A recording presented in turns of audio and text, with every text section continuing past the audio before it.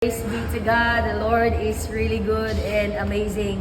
So, nahuman ang mga kahimuan, mga kaigsuonan, and then gi-invite ta sa to igsuon sa to ang Bible study, mga kaigsuonan nga mga dinhi sa buffet 101 kay birthday sa iyang anak. No? Salamat kaayo sa pabor sa Dios sa iyang gihatag nga makakaon sabta karong gabi una. Praise be to God. Happy birthday, Kuya John Rex.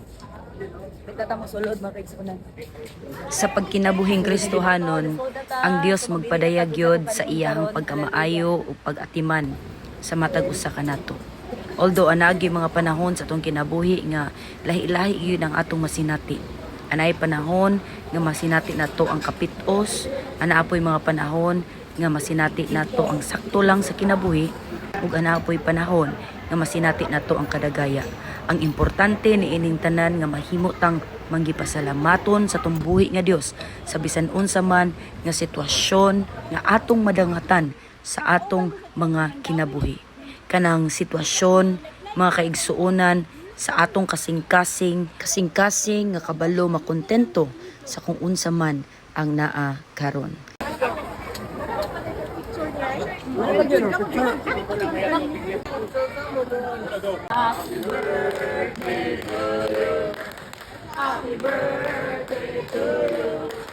Ang sa pagpangalagad sa Ginoo ana may mga panahon nga masinati ka o kitang tanan og kapitos, padayon lang gyud sa pag-alagad sa tumbuhi nga Dios kay dili gyud sa tanang panahon mo sinati tani ana.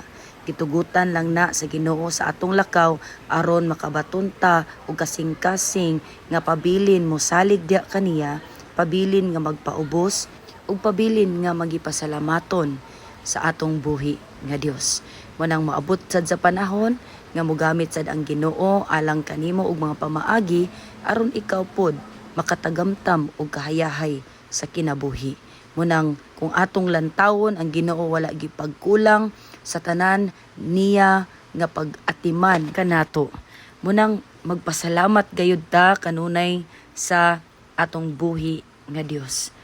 So mga kaigsuonan ko diha kang Kristo Jesus, saints, padayon lang gyud ta sa pagserbisyo sa tumbuhi nga Dios, matinud-anon diha kaniya, dili ta igsapayan nga mag-iyaw-yaw kita tungod sa mga buluhaton nga gihatag sa Dios kanato tungod kay ginalantaw sa Dios ang atong kasing-kasing. Hinumdumi kanunay, gilantaw sa Ginoo ang atong mga kasing-kasing nga bisan unsa man ang sitwasyon nga moabot sa atong kinabuhi, magapabilin pabata nga magmatinud-anon diha kaniya nga walay more sulod sa atong kasing-kasing nga diin kanimo gawas sa atong mga baba. Nindot kaayo pamalandungon mga kaigsuonan nga bisan pa man unsa ang sitwasyon sa imong kinabuhi, kanunay gayud nimong mabunga diha sa imong ngabil nga moingon ka sa Ginoo o moingon ta sa Ginoo, salamat Ginoong Dios sa imong pagkamaayo. Dagaya man na o kapitos man na o sakto lamang ang estado sa kinabuhi ana nga panahon, ingon ana gihapon ang imong mabunga nga pulong ngadto sa Ginoo nga mahimong walay paglubad. Ngani ingon ang pulong sa Dios sa unang Timoteo 6 ngadto sa 8, hinuon adunay dakong makuha diha sa pagka-Dios non nga inubanan sa katagbawan. Kay wala kitay bisan unsa nga gidala nganhi sa kalibutan ug dili kita makadala og bisan unsa. Apan kun kita adunay makaon og ikabiste niining mga butanga matagbaw na kita. Dalaygon ang Dios sa walay katapusan sa iyang mga pulong mga kaigsuonan. Muna nga padayon ta mahimo nga kontento kung unsa man ang gihatag sa Dios nganhi kanato.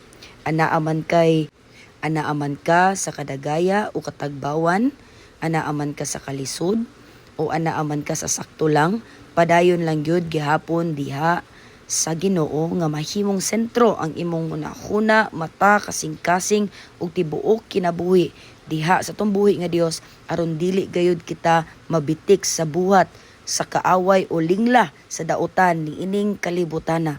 Pabilin gayud ta diha kang Kristo Jesus bisan unsa man ang estado sa atong mga kinabuhi. Dalaygon ng Dios sa walay katapusan, ang Dios magpanalangin sa matag usa ug ang kalinaw sa Dios maanaa kaninyo ug kanatong tanan.